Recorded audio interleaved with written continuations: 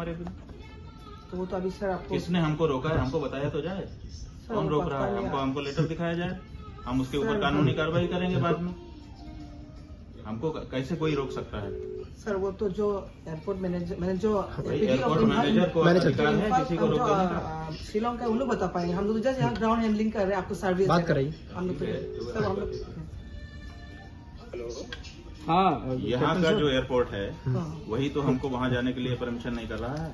हाँ कैप्टन साहब। सर वो तो शायद शिलोंग आप किस आधार पे हमको लेटर दे दो कि हम इस बेसिस पे कर रहे हैं, हम उसी से आधार पे कानूनी कार्रवाई बाद में करेंगे। हेलो। वो आप हमको यहाँ से लिख के दे दीजिए कि on this basis I am not permitting you to go to Shillong.